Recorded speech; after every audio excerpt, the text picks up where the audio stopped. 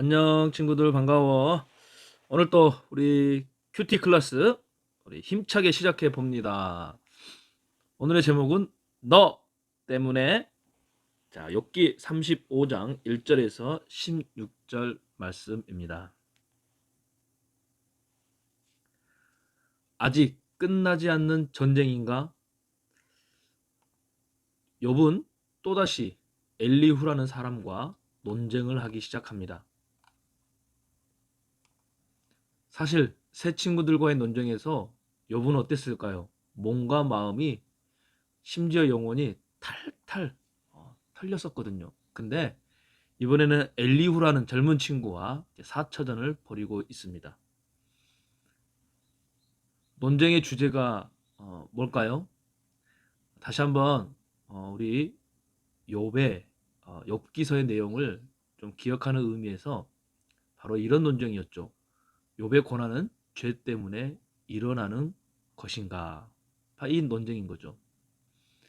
욥은 이 말에 대해서 인정할 수 없었던 거예요.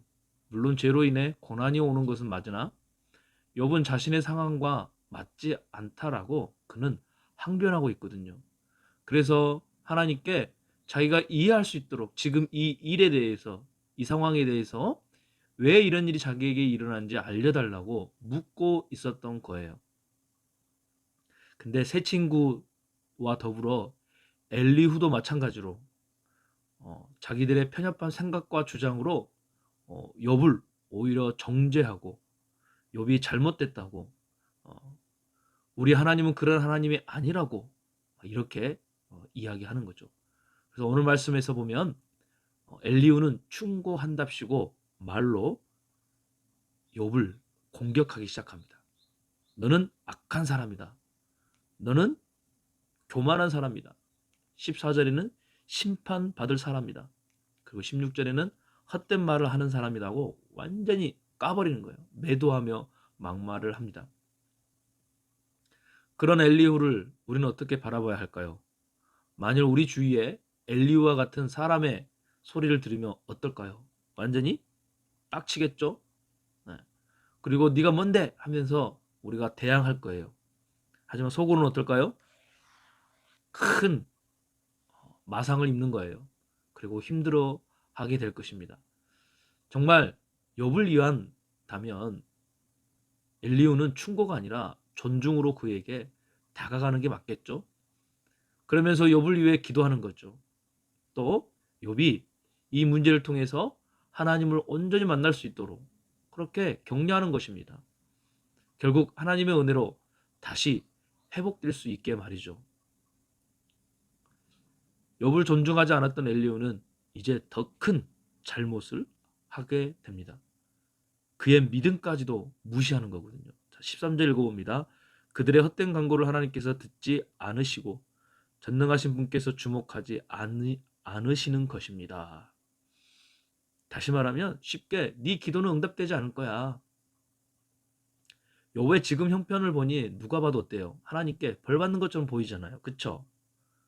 그런데 욥은 끝까지 아니라고 주장하니까 엘리후는 더욱 화가 나서 야, 네 같은 믿음을 가진 사람을 누가 하나님이 과연 응답해 주겠어? 하면서 그렇게 저주하듯이 말하고 몰아붙이는 거죠, 욥을. 이때 욥의 마음은 어땠을까요? 안 그래도 힘든데 더욱 어렵게 되었습니다. 심지어 하나님은 정말 나의 기도에 응답하지 않을까? 하시지는 않지 않을까? 믿음이 아닌 의심을 갖게 되고 만 것이죠. 그리고 이렇게 말할 거예요. 너 때문에 정말 힘들어 죽겠어.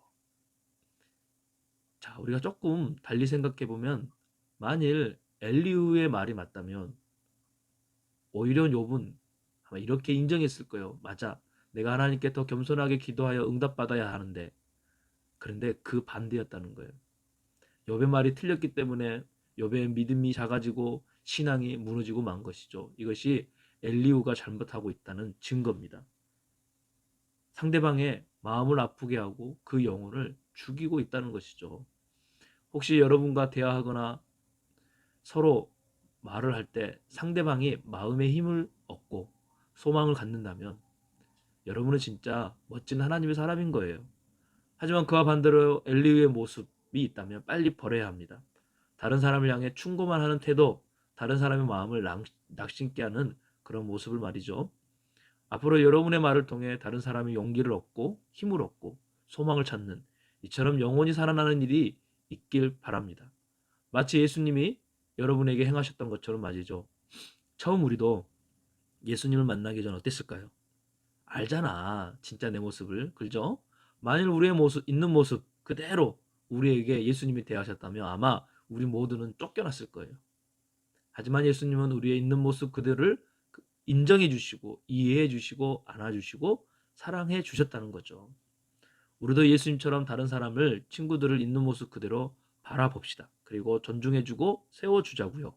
그때 많은 사람들이 여러분을 통해 예수님의 사랑을 더 깊이 깨닫고 알게 될 거예요. 그리고 이제 이렇게 말하겠죠. 너 때문에 힘들어가 아니라 너 때문에 예수님을 만나게 됐어. 고마워. 이렇게 말이죠. 오늘의 기도입니다. 다른 사람에게 충고가 아닌 다른 사람을 존중하고 세워주는 예수님을 닮아가는 우리 모두가 되게 해주세요. 예수님의 이름으로 기도합니다. 아멘. 다음 주에 우리 또 만나요. 안녕.